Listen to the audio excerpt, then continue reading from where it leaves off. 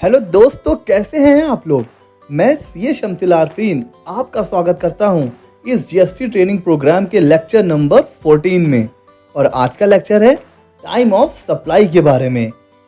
हमें पता है कि जीएसटी में जब हम गुड्स एंड सर्विस की सप्लाई करते हैं तो हमारे ऊपर लग जाता है जीएसटी, जो हमें अगले महीने की 20 तारीख यानी कि जीएसटीआर 3B की ड्यू डेट उसमें हमें पे करना होता है। तो हमें कैसे पता चलेगा कि किस मंथ में हमारी सप्लाई कंप्लीट हुई है। तो ये जानने के लिए कि लायबिलिटी टू पे कब अराइज हो रही है, हमें टाइम ऑफ सप्लाई पता होना चाहिए, ताकि हम अननेसेसरी जो इंटरेस्ट पेनाल्टीज लग जाती हैं उनसे बच सकें। तो टाइम ऑफ सप्लाई हमें ये बताता है कि हमें जीएसटी का पेमेंट करना कब है। इसीलिए आज का जो ये लेक्चर है ये अपने आप में बहुत इंपॉर्टेंट होने लग रहा है फ्रेंड्स। ठीक है, तो अब हम चलते हैं। देखिए फ्रेंड्स, गुड्स के केस में टाइम ऑफ सप्लाई का जो रूल है वो अलग है एंड सर्विस के केस में टाइम ऑफ सप्लाई का जो रूल है वो अलग है। तो हम गुड्स के केस में अलग देखेंगे एंड सर्विस के केस में अलग देखेंगे।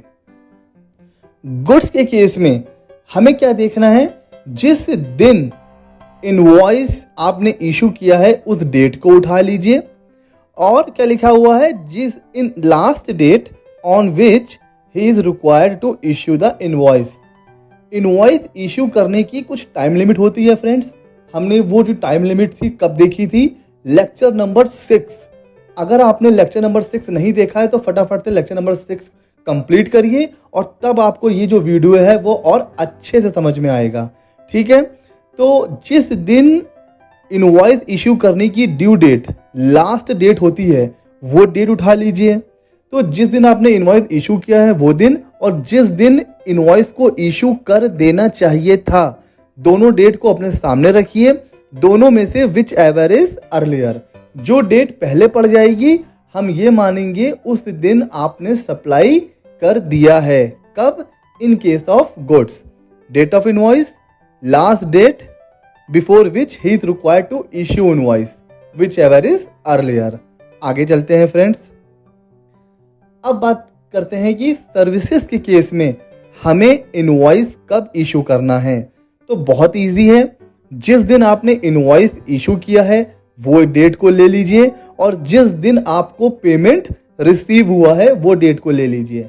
दोनों में से विच एवर इज अर्लियर, जो दोनों डेटों में जो डेट पहले पड़ जाए उसको मान लेंगे टाइम ऑफ सप्लाई।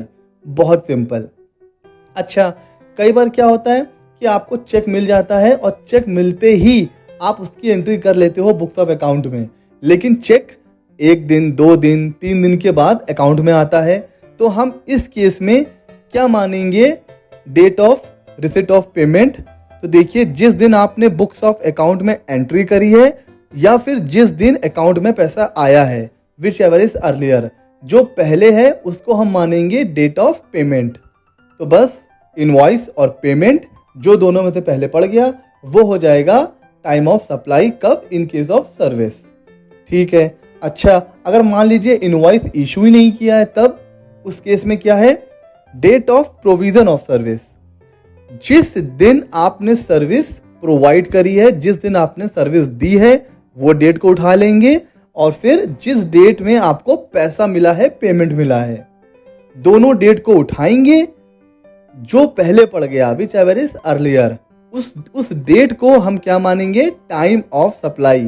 कब ये रूल लगेगा, जब डेट ऑफ इनवॉइस हमें नहीं पता है। और फ्रेंड्स, जब हमें कुछ भी नहीं पता होता है, ना हमें ये पता है कि सर्विस की प्रोवाइड की डेट क्या है, ना इनवॉइस का पता है, तो फिर सिंपल रूल वहां पर क्या लग जाता है, भैया जिस दिन आपको पैसा मिला है बस उस दिन हम मानेंगे कि भैया आपने सर्विस दी है, वो हो जाएगा टाइम ऑफ सप्लाई। ना हमें पता है डेट ऑफ सर्विस, ना हमें पता है डेट ऑफ इनवॉइस, लेकिन हमें क्या पता है कि पैसा कब मिल रहा है। जिस दिन पैसा रिसीव हो गया बस उस दिन हम मानेंगे कि वही है टाइम ऑफ सप्लाई। तो ये वो केसेस हैं गुड्स के केस में एंड सर्विस के केस में, जहां पर टाइम ऑफ सप्लाई कैसे निकालना है फ्रेंड्स, यह हमने अभी अभी सीखा। कोई भी कंफ्यूजन है आप वीडियो को रिवाइज करिए, दोबारा सुनिए।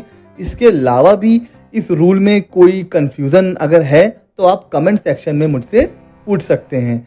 आगे चलते हैं। अब फ्रेंड्स बात करते हैं कुछ स्पेसिफिक रूल के बारे में। ठीक है, हम लोग बिग बाज़ार जाते हैं, शॉपिंग करते हैं। कई बार हमें क्या होता है, कूपन मिल जाता है कि भैया आप 1 महीने बाद इस डेट में आइएगा और आप इतने की शॉपिंग करिएगा तो आपको 500 रुपये ऑफ मिल जाएगा। होता है ना, हमें कूपन मिलता है। तो वो जो कूपन हमें देते हैं उस केस में हम टाइम ऑफ सप्लाई कैसे निकालेंगे फ्रेंड्स? तो देखिए, अगर हमें ये पता है कि किस दिन वो वाउचर रिडीम होगा, जैसे 1 जनवरी को मैंने शॉपिंग करी, मुझे मिल गया कूपन। बिग बाजार वालों ने मुझसे कहा कि आप आइएगा 26 जनवरी वाले दिन। 26 जनवरी को अगर आपने 1000 रुपये की शॉपिंग करी तो हम आपको 500 रुपये का ऑफ दे देंगे। डेट पता है कि 26 जनवरी को मैं ये वाउचर रिडीम कर सकता हूँ। अगर डेट पता है तो उस केस में टाइम ऑफ सप्लाई क्या हो जाएगी? Date of issue of the voucher, यानी कि 1 जनवरी। 1 जनवरी को मुझे वाउचर मिला, मुझे पता है कि 26 जनवरी को मैं इसको रिडीम कर सकता हूँ। डेट ऑफ रिडीम मुझे पता थी, तो क्या हो गई? Date of issue of the voucher. ठीक है। अच्छा, अगर मुझे नहीं पता है कि कब मैं इसको रिडीम कर सकता हूँ, कभी कभी होता है कि मैंने 1 जनवरी को शॉपिंग करी, मुझे 500 रुपये का वाउचर मिल गया और उसमें क्या लिखा हुआ है कि फरवरी के मंथ में कभी भी आप आइए, आपको 500 रुपये का ऑफ मिलेगा। अब मैं कभी भी आ सकता हूँ, चाहे तो 1 फरवरी, 2 फरवरी, 10, 20, 28, मतलब मैं फरवरी के मंथ में कभी भी आ सकता हूँ।